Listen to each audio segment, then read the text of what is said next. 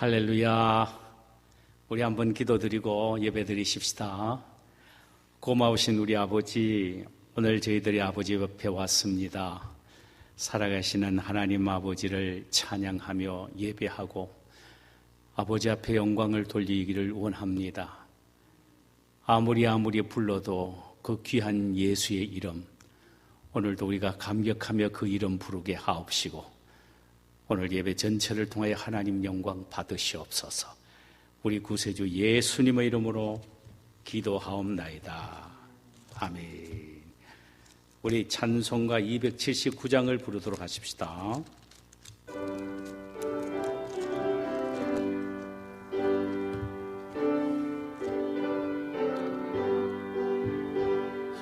인내하신 구세주여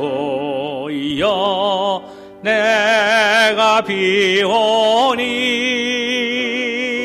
죄인 오라 하실 때에 날 부르소서.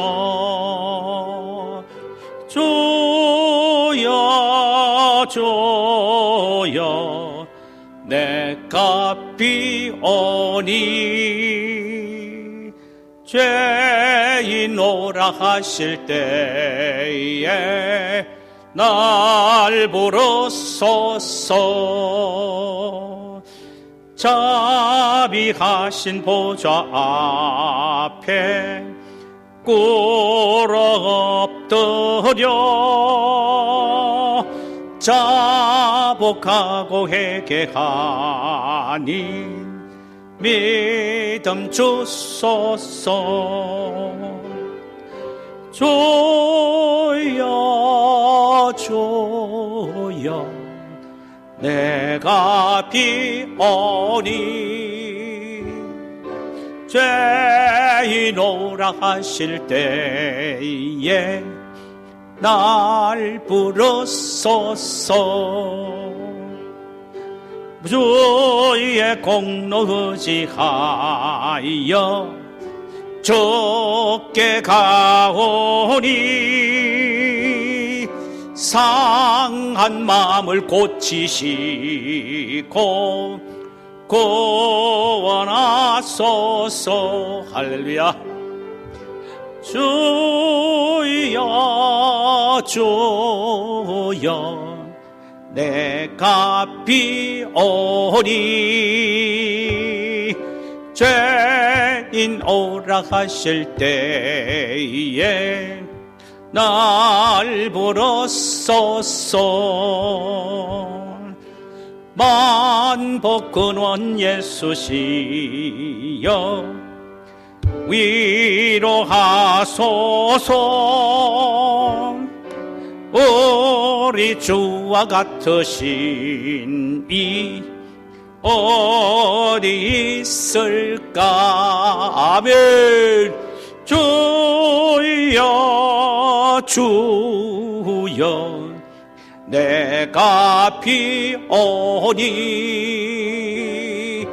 죄인 오라 하실 때에 날 부르소서. 아멘.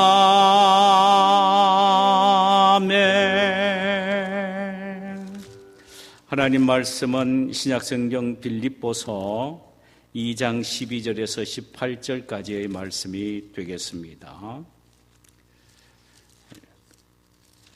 빌립보서 신약성경 320면입니다. 320면. 빌립보서 2장 12절에서 18절입니다. 우리 한 절씩 교독하도록 하십시다.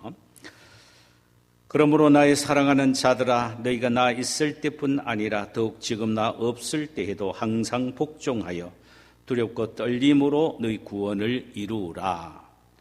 너희 안에서 행하시는 이는 하나님이시니 자기의 기쁘신 뜻을 위하여 너희에게 소원을 두고 행하게 하시나니 모든 일을 원망과 시비가 없이 하라. 이는 너희가 흠이 없고 순전하여 그르치지 아니하여 거스리는 세대 가운데서 하나님의 흠없는 자녀로 세상에서 그들 가운데 빛들로 나타내며 생명의 말씀을 밝혀 나의 다름질이 헛되지 아니하고 수고도 헛되지 아니하므로 그리스도의 날에 내가 자랑할 것이 있게 하려 함이라. 만일 너희 믿음의 재물과 섬김 위에 내가 나를 전제로 드릴지라도 나는 기뻐하고 너희 무리와 함께 기뻐하리니. 함께 읽읍시다. 이와 같이 너희도 기뻐하고 나와 함께 기뻐하라. 아멘. 할렐루야. 주께서 오늘 이 시간 이 말씀을 통하여 우리 모두에게 은혜 주시기를 소원합니다. 오늘 우리가 함께 나누고자 하는 말씀은 두렵고 떨림으로 너희 구원을 이루라. 본문은 빌립보서 2장 12절에서 18절입니다. 사도 바울은 로마 옥중에서 빌립보 교인을 향하여 너희들은 두렵고 떨리는 마음으로 너의 구원을 이루기 위하여 힘쓰라, 이렇게 간곡히 부탁을 합니다. 이는 우리를 매우 오해하기 쉽게 만드는 말이죠. 우리의 구원은 우리의 힘으로 이루어지는 것이 아니라 전적으로 하나님의 은혜로 된 것이라는 사실을 우리가 알고 있는데, 두렵고 떨림으로 너희 구원을 이루라는 말씀을 하시니 마치 내 힘으로 나의 구원을 이루어 나가라는 의미처럼 들려지고 있기 때문입니다. 그러나 여기서 말하는 구원은 거듭남이나 중생, 칭의를 의미하지 않습니다. 우리의 삶 속에서 그리스도의 모습을 본받는 성숙과 성화를 의미합니다. 중생과 칭의 등은 우리의 의지와는 관계가 없이 하나님이 하시는 전적인 하나님의 일이지요. 그러나 성화는 다릅니다. 우리의 책임이 강력하게 요구된다라는 말씀이에요. 하나님의 말씀과 성령이 우리 마음을 감동시켜 우리로 하여금 하나님의 뜻대로 살려고 자극할 때에 여기에 우리가 협력하는 협력, 이것이 바로 성화의 일인 것입니다. 그러므로 성화를 위해서는 우리가 전적으로 하나님이 역사하심에 우리는 따르고 순종해야 합니다. 우리의 책임이 강력하게 요청이 된다라는 말씀입니다. 그러니까 인격적이요 상태적인 구원이 오늘 본문에서 말하는 구원입니다.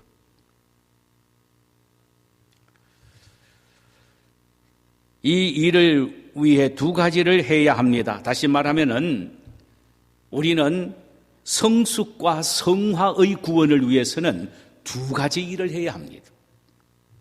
하나는 개인적인 영역에서는 순종해야 합니다. 개인적인 영역에서는 순종해야 합니다. 12절 보면, 그러므로 나의 사랑하는 자들아, 너희가 나 있을 때뿐 아니라 더욱 지금 나 없을 때에도 항상 복종하여 두렵고 떨림으로 너희 구원을 이루라 그랬습니다. 이는 하나님의 말씀에 철저히 순종하며 성령의 감동에 순종하며 교회의 영적 지도자의 가르침을 잘 따르고 순종할 때에 우리의 신앙은 영적으로 성숙되고 성화된다. 다시 말하면 인격적이고 상태적인 구원인 성숙의 모습을 드러낼 수가 있다라는 말씀입니다. 에베소서 4장 11절과 12절에 보니까 하나님의 목사로 세우신 것은 성도를 온전케 하려 함이니라고 했습니다. 여기에 온전케 한다는 말은 바로 세운다라는 말입니다. 비뚤어진 뼈를 바로 맞춘다라는 의미입니다. 더 나아가서 거룩하게 한다는 말입니다. 그러므로 성도는 하나님의 말씀과 성령의 감동뿐 아니라 교회의 영적 지도자에게 순종해야 합니다. 이 순종이 얼마나 중요하느냐 하면은 두렵고 떨림으로 하라는 것입니다. 혹시나 그르칠까 싶어 두려운 마음으로 하라라는 말씀이에요.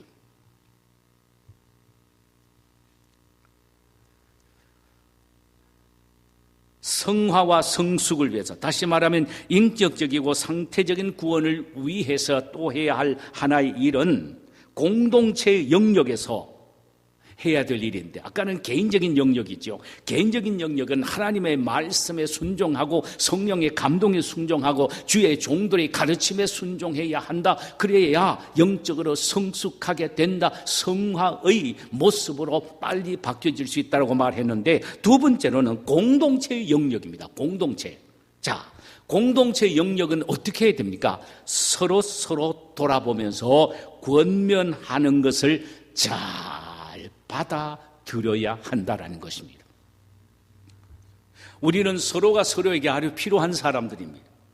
서로의 도움과 권면이 절실히 필요한 사람들이란 말씀이에요. 다른 사람의 권면이나 위로나 격려나 또한 때로는 책망을 들을 필요 없을 정도로 완벽한 사람은 이 세상은 하나도 없습니다. 그러므로 서로의 권면을 받아들임으로 거룩한 인격적인 구원을 이루어 나갈 수가 있다라는 말입니다. 성화, 다시 말하면은 성숙의 구원을 이루어 나갈 수가 있다라는 말입니다. 우리는 종종 크게 오해합니다. 그저 믿음으로만 구원받으면 다 되는 것으로 생각하고 신앙, 인격과 삶에 대해서는 그렇게 고민하지 않습니다. 그러나 오늘 본문은 항상 복종함으로 두렵고 떨림으로 너희 구원을 이루라고 말씀하셨습니다. 이것은 너희들이 성숙과 성화를 위하여 몸부림을 쳐라라는 것입니다. 노력해라는 것입니다. 이것이 바로 상태적인 구원이기 때문이라는 것입니다. 자, 이렇게 해야 될 이유는 왜 그렇습니까?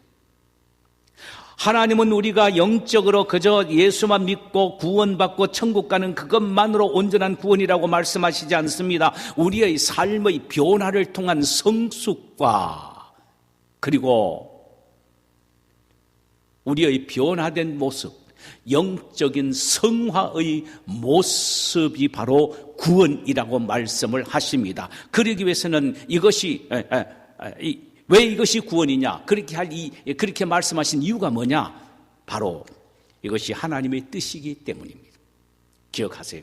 하나님은 우리가 영적으로만 구원받는 것이 뜻이 아닙니다. 우리의 영적인 뿐만 아니라 상태적으로 인격적으로 변화된 성화와 성숙도 하나님이 우리가 반드시 갖추어야 할 구원의 요구 조건입니다. 이게 하나님의 뜻이란 말입니다. 13절 너희 안에서 행하시는 이는 하나님이시니 자기의 기쁘신 뜻을 위하여 너희에게 소원을 두고 행하게 하시나니 그랬습니다. 하나님은 우리가 두렵고 떨리는 마음으로 구원을 이루어 나가시기를 기뻐하신다고 하셨습니다. 그런데 이 일을 우리가 이루어 나가도록 우리에게 힘을 주시고 우리의 마음의 소원까지 불어넣어 주시는 분이시라는 것입니다. 그렇다고 해서 우리를 강제로 끌고 가시는 분은 아니십니다. 하나님은 우리 마음속에 거룩함을 위하여 영적으로 성숙되는 열망을 불어넣어 주신다는 것입니다. 우리 마음속에 불어넣어 주시는 그 하나님이 이 불어넣어 주시는 열정을 갖고 우리가 참으로 성숙과 성화를 위하여 달려가게 만드신다는 것입니다. 강제로 억지로 하지 않으신다는 것입니다.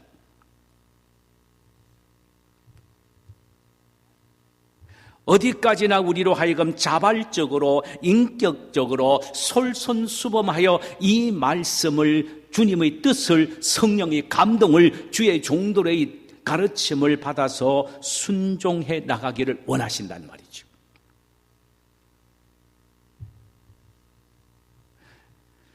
그래서 이 일을 위하여 여러 가지 방법을 사용하신다고 말씀을 드렸지요. 하나님의 말씀을 통하여 깨우쳐 주시기도 하고 성령의 감동을 주어서 설득하기도 하시고 당신의 종들이나 교회의 공동체의 다른 지체들의 권면을 통하여 깨우쳐 주시기도 하신다는 말씀입니다. 이런 방법에 우리는 자발적으로 순응을 해야 합니다. 그것이 하나님의 본뜻입니다. 그런데 보세요. 만약에 자발적으로 순응하지 않고 의지적으로 고의적으로 거부한다면 그때는 하나님이 단호하고 강력한 방법을 우리에게 사용하신다는 사실입니다. 그래서 사도 바울은 교회 안에서 행하여지는 모든 일에 원망과 시비가 없이 하라. 즉 모든 일에 불평이나 악의적인 논쟁으로 하지 말고 스스로 자발적으로 감사하면서 일을 하라는 것입니다. 그가 이렇게 이야기한 이유는 뭔가 생각을 하고 말하는 것입니다. 뭘 생각했을까요? 광야에서 하나님이 이스라엘 백성들에게 너희들 이렇게 하라, 이렇게 하면 복을 받는다, 이렇게 살아가라, 이렇게 순종하라고 말씀을 하셨는데도 자발적으로 의지적으로 하지 않고 오히려 고의적으로 악을 행하는 일에 있어서 자발적으로 행하는 모습을 보시고 하나님은 그들을 어떻게 하셨습니까? 다 광야에서 죽이신 것입니다. 그의 조상들이 쓰러지는 모습을 보고 광야에서 난 아이들은 벌벌 떨면서 하나님 앞에 순종을 감행하게 하셨다 이 말이죠. 지금 이걸 생각하고 있는 거예요. 고의적으로 악의적으로 불순종하다가 광야에서 너희 조상들이 다 죽지 않았느냐? 하나님이 원래 요구하시는 마음은, 기뻐하시는 마음은 너희들에게 말씀을 주셨고 성령을 주셨고 지도자인 모세를 주셨고 그리고 온 광야 회중 교회를 주셨는데 서로 권면하고 의지하며 가르침을 잘 받고 자발적으로 행동을 하도록 하기 위하여 그렇게 했다라는 것입니다. 그런데 그들은 고의적으로 악의적으로 불순종하고 악을 행했다는 것입니다. 그래서 광야에서 다 죽였다는 것입니다. 이 사실을 염두에 두고 하시는 말씀이에요. 성도 여러분, 우리가 순종을 통하여 영적으로 성숙하고 거룩한 인격과 삶을 유지함으로 하나님이 기뻐하시는 뜻을 이루어드리는 성도가 되어야 한다는 사실을 잊지 말아야 합니다. 두 번째로, 우리가 이렇게 해야 될 이유는 성도들이 마땅한 의무이기 때문입니다. 성도들이 마땅한 의무라는 것입니다. 우리가 두렵고 떨림으로 구원을 이루기 위하여 몸부림을 치며 노력해야 될 이유는 뭐냐? 이것이 성도들의 마땅한 의무이기 때문이라는 것입니다. 15절, 이는 너희가 흠이 없고 순전하여 어그러지고 거스리는 세대 가운데서 하나님이 흠 없는 자녀로 세상에서 그들 가운데 빛들로 나타내며 그랬습니다. 우리가 살고 있는 이 시대는, 이 세상은 어떤 시대고 어떤 세상입니까? 어그러지고 거스리는 세대라고 했습니다. 이는 한마디로 하나님을 거역하고 악과 연합한 타락된 세대란 말씀입니다. 하나님은 없고 자기의 유익만을 위하여 일하는 그런 악한 생각과 삶, 하나님 앞에 두렵고 떨리는 마음으로 사는 것이 아니라 자기의 유익이라면 그 어떤 악과도 손을 잡고 결탁하여 살아가는 세상이 이 세상이라는 것입니다. 이런 세상에서 하나님이 우리에게 요구하시는 것은 흠없는 자녀로 세상에서 빛들로 나타내기를 바라신다는 사실이에요. 여기 흠없다는 말은 타인에게 책망을 받을 일이 없다는 말입니다. 순전하다는 말은 세속주의에 전혀 물들지 않은 깨끗하고 순수함을 말합니다. 바울은 빌립보 교인들이 타인에게 책망받을 만한 일이 없는 순수한 사람이 되어 하나님의 거룩하고 온전한 성품을 닮아 어두운 세상의 빛으로 나타내기를 바란다고 말하고 있습니다. 사실 마태복음 5장 14절에 보니까 예수님도 우리가 빛의 자녀답게 살기를 원한다라고 말씀을 하셨습니다. 너희는 세상의 빛이라 산 위에 있는 동네가 숨기지 못할 것이요 라고 하셨습니다.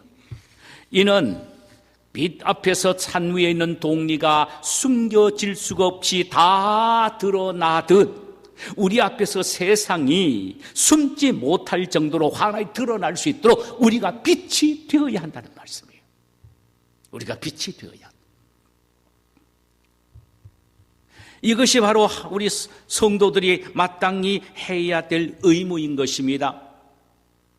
두렵고 떨리는 마음으로 우리가 거룩을 향하여, 우리가 성숙을 향하여 달려가기 위해서는 몸부림을 치고 노력을 해야 되는데 그것이 바로 하나님이 우리에게 바라는 성도의 의무이기 때문입니다. 왜? 우리가 빛이기 때문입니다. 빛은 당연히 드러내야 되고 보여야 합니다. 밝혀야 합니다.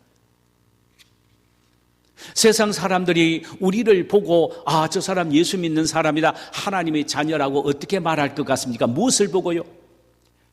주일날 성경 그저 책을 가슴에 다 얹어서 끼고 다니는 그거 보고입니까? 걸음걸이가 조심조심하면서 하는 그거 보고입니까? 그저 아름다운 미소를 사람들에게 그저 상냥하게 보이는 것, 그걸 보고 저 사람 예수 믿고 구원받았다라고 말할 수 있습니까? 아닙니다. 상태적인 구원인 인격적인 성숙과 성화의 모습을 보고 세상 사람들이 우리를 예수 믿는 사람이라고 말한다, 이 말씀입니다. 다른 말 하면 우리의 아름다운 빛이 그들의 숨길 수 없는 어두운 면을 드러내는 아름다운 우리의 모습을 보고 그들은 돌이키고 하나님 앞에 나아올 수가 있다라는 것입니다. 바로 이 일을 위하여 우리가 마땅히 두렵고 떨리는 마음으로 우리의 구원을 이루기 위하여 인격적인 구원, 성숙된 구원의 모습을 보이기 위하여 노력해야 된다 이 말이죠. 이것이 성도의 의무이기 때문이라는 것입니다. 마지막 하나는 주님 앞에 설 때 자랑거리가 생기도록 하기 위해서 그렇게 하라는 것입니다.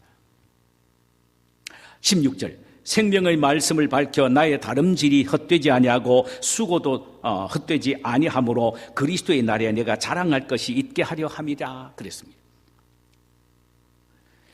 바울이 빌립보 교인들에게 신명을 다하여 가르친 하나님의 말씀을 빌립보 교인들은 순종하여 세상의 빛의 자녀로 드러낼 때에 바울 자신이 빌립보 교인들을 위하여 수고한 것이 결코 헛되지 않아 주님의 재림시에 자랑거리가 생긴다는 것입니다. 자랑. 여기 내가 자랑할 것이 있게 하려 함이라는 말씀 속에서 내가가 누굽니까? 바울 자신입니까? 그렇지 않으면 두렵고 떨림으로 구원을 이루는 성도 개개인입니까? 둘 다입니다. 바울이 빌립보 교인들이 구원을 이루도록 하기 위하여 그토록 힘쓰고 노력한 것은 주님의 재림시에 빌립보 교인들을 바라보면서 자랑을 얻게 하기 위함이라는 것입니다.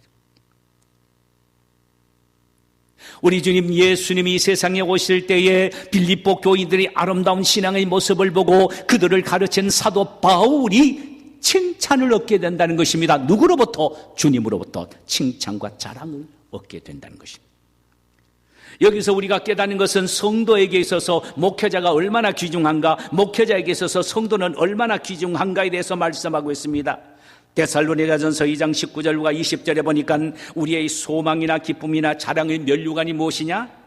그가 강림하실 때 우리 주 예수 앞에 너희가 아니냐? 너희는 우리의 기쁨이요 자랑이니라.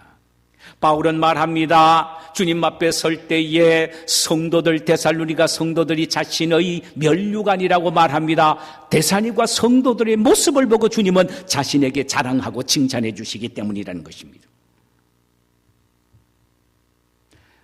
이로보건대 결코 목회자는 성도들을 향하여 대충 목회할 수 없다는 막중한 책임이 주어진 것입니다. 또 내가 자랑할 것이 없게 하려 함이라는 이 말씀에 내가란 성도 개개인을 말하기도 합니다. 개개인이 두렵고 떨림으로 구원을 얻기 위하여 몸부림을 치는 인생을 살아갈 때에 성도 개개인은 주님 재림시에 주님 앞에 설 때에 자랑을 얻게 되고 칭찬을 얻게 된다는 것입니다. 여러분 기억하세요. 자기의 거룩으로 자기가 칭찬을 받고 구원을 받습니다. 봉사하고 헌신하는 행위로 주님 앞에 설 때 칭찬받고 영광을 얻는 것이 아니라 자신의 거룩함으로 하나님으로부터 칭찬을 받고 영광을 얻게 된다는 사실이에요. 마지막으로 바울은 17절에서 거룩의 삶이 얼마나 중요한지에 대하여 이렇게 말하고 있습니다. 다시 말하면은 성화의 구원, 거룩함의 구원, 인격적인 상태의 구원이 얼마나 귀중하냐라는 사실을 말씀하고 있다는 말이죠. 17절, 만일 너희 믿음의 제물과 섬김 후에 내가 나를 전제로 드릴지라도 나는 기뻐하고 너희 무리와 함께 기뻐하리니 그랬습니다. 여기에 믿음의 제물과 섬김이란 믿음으로 하는 희생적 봉사를 의미합니다. 빌립보 교인들은 바울이 가르친 말씀을 잘 받고 순종하는 것이 하나님이 기뻐 받으실 만한 제물이 되었다는 말이 됩니다. 그것이 바로 하나님이 보시기에 칭찬할 만한 제물이 되었다는 것입니다. 순종을 통한 이들의 거룩한 모습을 보니 바울은 그 후에 관제로 자신의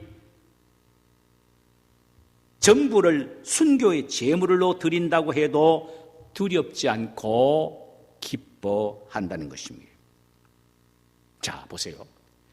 바울이 가르친 가르침 그대로를 가슴에 품고 순종함으로 빌립보 교인들이 영적으로 성숙되고 성화되는 그 모습을 보니까 그 하나님 앞에 드려지는 그 아름다운 그 제물이 봉사와 헌신의 제물 위에 자기 자신을 전제로 드린다는 말, 이 전제라는 말은 포도주로 제물 위에다가 포도주를 붓는 것이 말합니다. 자기 자신이 포도주로 부어지는 전제물로 그 위에 드린다 할지라도 자기는 너무너무 행복하다는 것입니다.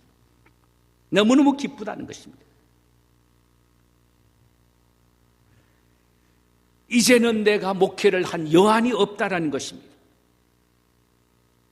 참 그렇습니다. 목회자가 마지막 임종 순간에 성도들의 아름다운 신앙의 성장의 모습을 볼 때에 그것만큼 기뻐하고 즐거워할 일이 없다 이 말입니다.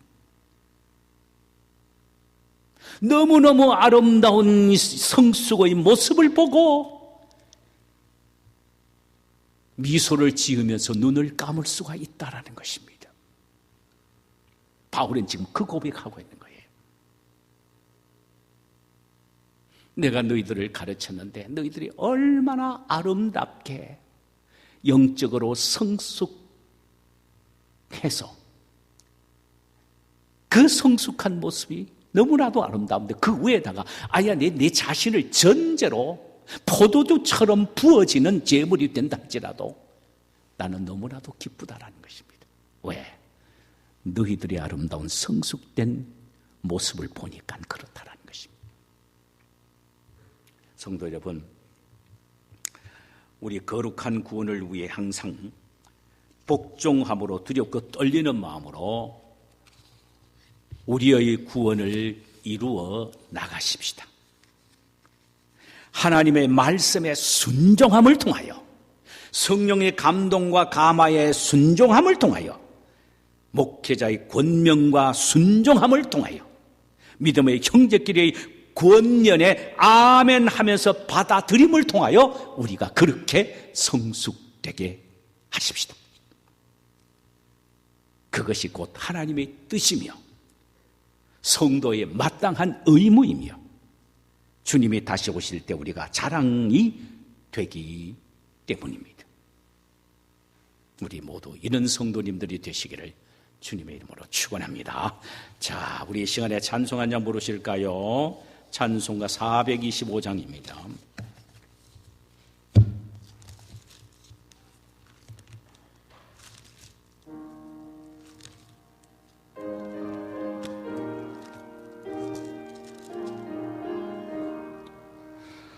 주님의 뜻을 이루소서 고요한 종에 기다리니 진흙과 같은 날 빚으사 주님의 형상 만드소서 주님의 뜻을 이루소서. 주님 발 앞에 엎드리니 나의 맘속을 살피시사 눈보다 희게 하옵소서. 주님의 뜻을 이루소서. 병들어 몸이 피곤할 때 권능의 손을 내게 펴사 강건케 하여 주옵소서. 주님의 뜻을 이루소서.